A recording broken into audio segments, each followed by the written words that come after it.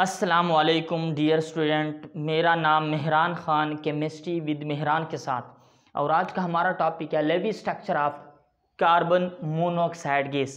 जैसा कि हमें तो पता है कि कार्बन डाइऑक्साइड का जो हमारे पास स्ट्रक्चर होता है वो किस तरह होता है, वो हमारे पास इस तरह है। कार्बन डाइऑक्साइड का जो स्ट्रक्चर होता है वो ये है। कार्बन डाइऑक्साइड, कार्बन और ऑक्सीजन के दरमियान डबल बॉन्ड, कार्बन और ऑक्सीजन के दरमियान डबल बॉन्ड कोवेलेंट बॉन्ड है, यानी यहाँ पे भी कोवेलेंट बॉन्ड है, यहाँ पे भी कोवेलेंट बॉन्ड है। स्ट्रक्चर का पता चल रहा है कि किस तरह है। लेकिन अब हमारे पास है Lewis structure of carbon monoxide कि कार्बन मोनोऑक्साइड का जो स्ट्रक्चर होगा वो किस तरह होता है। ज़्यादातर बच्चे इसमें कंफ्यूज होते हैं। तो इसमें सबसे पहले आप लोगों ने क्या देखना है कि कार्बन, सबसे पहले कार्बन भी हमारे पास नॉन मेटल है। क्या है हमारे पास? नॉन मेटल है। कार्बन भी नॉन मेटल है और साथ में ऑक्सीजन भी हमारे पास नॉन मेटल है। तो दोनों नॉन मेटल है। और आपको पता है कि नॉन मेटल और नॉन मेटल के दरमियान कोवेलेंट बॉन्ड होता है, शेयरिंग ऑफ इलेक्ट्रॉन होता है। तो ये हमारे पास ऑक्सीजन, कार्बन जो है वो ग्रुप 4 में है और ऑक्सीजन जो है वो ग्रुप 6 में है, ग्रुप हमारे पास 6 में। अब देखो, अगर आप इलेक्ट्रॉनिक कन्फिगुरेशन में देखो तो हमारे पास उसका 1s2 2s2 2p6, यानी कार्बन का जो हमारे पास है एटॉमिक नंबर है 6, तो 1s2 2s2 2p6 इसकी के शेल उसका इनर शेल है और L हमारे पास उसका वैलेंस शेल है या आउटर शेल है। तो इसके आउटर शेल में कितने इलेक्ट्रॉन आ गए? आपको पता है कि इसके आउटर शेल में 4 इलेक्ट्रॉन आ गए, वैलेंस शेल में 4 इलेक्ट्रॉन। और ऑक्टेट पूरा करना, ऑक्टेट आप लोगों को पता है कि किसी एटम की वैलेंस शेल में 8 इलेक्ट्रॉन हो तो इसको बोला जाता है ऑक्टेट।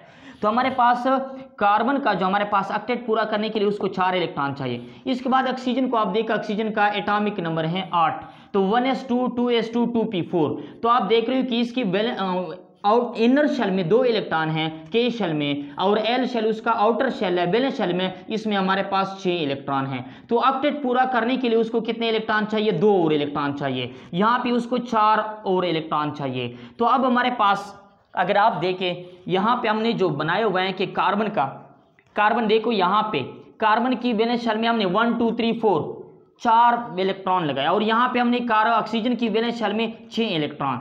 तो क्या हो जाएगा, अब अगर ऑक्सीजन और कार्बन आपस में शेयरिंग करके, जैसे यहाँ पे शेयरिंग के, एक हमारे पास कोवेलेंट बॉन्ड बन गया। इसके बाद ये दूसरा इलेक्ट्रॉन भी आपस में शेयरिंग करके आपके पास दूसरा कोवेलेंट बॉन्ड बन गया। अब ये 2 कोवेलेंट बॉन्ड तो बन गए, लेकिन अब अगर आप देखें ऑक्टेट की बात कर ले तो यहाँ पे आप देख रहे हो 1 2 3 4 5 6 7 8 इलेक्ट्रॉन तो ऑक्सीजन की पूरे हुए हैं। ऑक्सीजन की वैलेंस शेल में 8 इलेक्ट्रॉन पूरे हुए, तो ऑक्सीजन का तो ऑक्टेट पूरा है। लेकिन अगर आप दूसरी तरफ देखें कार्बन की, तो 1 2 3 4 5 6, कार्बन के तो 6 है, तो कार्बन का ऑक्टेट पूरा नहीं है। यहाँ पे देखो कार्बन के हमारे पास, अच्छा लोन पेयर क्या है? ये हमारे पास लोन पेयर है। कार्बन के पास एक लोन पेयर है और ये 2 हमारे पास क्या है? बॉन्ड पेयर हैं। तो कार्बन के पास एक लोन पेयर है और 2 बॉन्ड पेयर हैं, तो 4 और 2 6 इलेक्ट्रॉन हो गए। टोटल इसके पास कितने इलेक्ट्रॉन आ गए? 6 इलेक्ट्रॉन हो गए। लेकिन अगर आप देखें ऑक्सीजन के पास 2 लोन पेयर हैं, ये भी और ये दोनों इसके पास क्या है? ये दोनों लोन पेयर हैं। तो उसके पास 2 लोन पेयर हैं और साथ में आपके पास ये और ये दोनों हमारे पास, उसके पास क्या है? Bond pair. तो 2 बॉन्ड पेयर, तो टोटल इलेक्ट्रॉन आपके पास ऑक्सीजन के पास कितने हो गए? 8। तो ऑक्सीजन का तो ऑक्टेट पूरा हो रहा है, लेकिन कार्बन का ऑक्टेट पूरा नहीं हो रहा है। तो इसके लिए क्या करना होगा?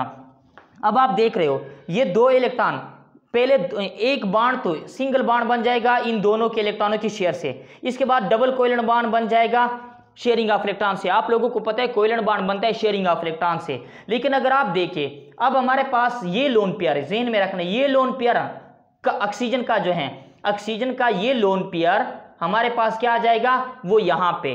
तो ये दोनों जैसे पहले इस तरह था, हमारे पास ऑक्सीजन के पास 2 लोन पेयर हैं, वो दोनों के दोनों इलेक्ट्रॉन ऑक्सीजन क्या कर लेगा? यहाँ पे दरमियान में रख लेगा। अब कार्बन को कहेगा कि आप भी ये यूज कर ले और मैं भी ये यूज करूंगा। तो पहले तो कोवैलेंट बॉन्ड था। कोवैलेंट बॉन्ड में एक एटम एक इलेक्ट्रॉन, दूसरा एटम दूसरा इलेक्ट्रॉन, सिंगल कोवैलेंट बॉन्ड, और इस तरह दो दो इलेक्ट्रॉन उन्होंने शेयर किए हैं आपस में, तो दो कोवैलेंट बॉन्ड हमारे पास बने हैं। लेकिन यहां पे अगर आप देखें, ये हमारे पास एक लोन पेयर ऑफ इलेक्ट्रॉन है, यहां पे ऑक्सीजन क्या करेगा, ये दोनों इलेक्ट्रॉन शेयर करके, तो यहां पे कोऑर्डिनेट कोवैलेंट बॉन्ड बनेगा। कोऑर्डिनेट कोवैलेंट बॉन्ड और dative covalent bond. Coordinate covalent bond क्या होता है, या डेटिव कोवैलेंट बॉन्ड। हमने पढ़ा है कि जब दोनों शेयरिंग ऑफ इलेक्ट्रॉन, यानी शेयरिंग ऑफ इलेक्ट्रॉन अगर एक एटम को हो, देखो यहां पे शेयरिंग हो रहा है, बॉन्ड शेयरिंग होगा तो बॉन्ड बनेगा, लेकिन वो दोनों इलेक्ट्रॉन अगर आप देखें वो किसके हैं, ऑक्सीजन के हैं, तो इसको बोला जाता है कोऑर्डिनेट कोवैलेंट बॉन्ड। एक डोनर एटम होता है, एक एक्सेप्टर एटम होता है। तो यहां पे अगर आप देखें, ऑक्सीजन हमारे पास डोनर एटम है और कार्बन हमारे पास क्या है, डोनर एटम है, और कार्बन हमारे पास है एक्सेप्टर एटम। एक्सेप्टर एटम यानी वो एक्सेप्ट कर रहे हैं, और ऑक्सीजन हमारे पास क्या कर रहे हैं, डोनेट कर रहा है। तो अब यहाँ पे इससे आपको पता है कि दोनों इलेक्ट्रॉन यहाँ पे शेयर करके आपके पास तीसरा कोवैलेंट बॉन्ड बन जाएगा, लेकिन वो कोवैलेंट बॉन्ड नहीं होगा बल्कि कोऑर्डिनेट कोवैलेंट बॉन्ड हो गया। देखो यहाँ से जो आपको शो हो रहा है कि इसमें दो बॉन्ड जो है ना, ये दो बॉन्ड आप देखो, दो कोवैलेंट बॉन्ड और एक आपके पास coordinate covalent bond. Coordinate covalent bond को हम किस से शो करते हैं, एरो से शो कर रहे हैं, एरो से शो कर रहे हैं। एरो का मतलब है कि दोनों इलेक्ट्रॉन जो बॉन्ड बन रहे हैं वो कोऑर्डिनेट कोवैलेंट बॉन्ड है।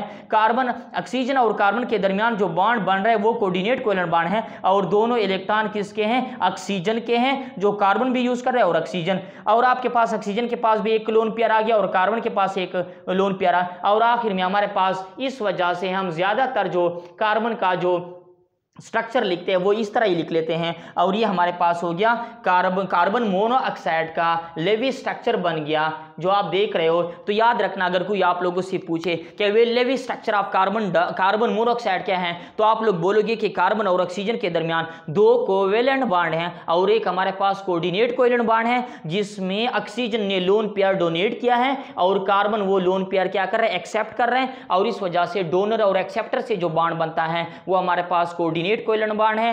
तो आज अभी आप लोगों का ये छोटा सा टॉपिक है जो कार्बन मोनोऑक्साइड ज्यादातर यूज होता है, फर्स्ट ईयर में भी, सेकंड ईयर में, 9, 10 में यूज हो रहा है, लेकिन इसका जो स्ट्रक्चर जो था, लेवी स्ट्रक्चर जो था, वो हमारे पास ये है। तो आज के लिए यही काफी है। अल्लाह हाफिज।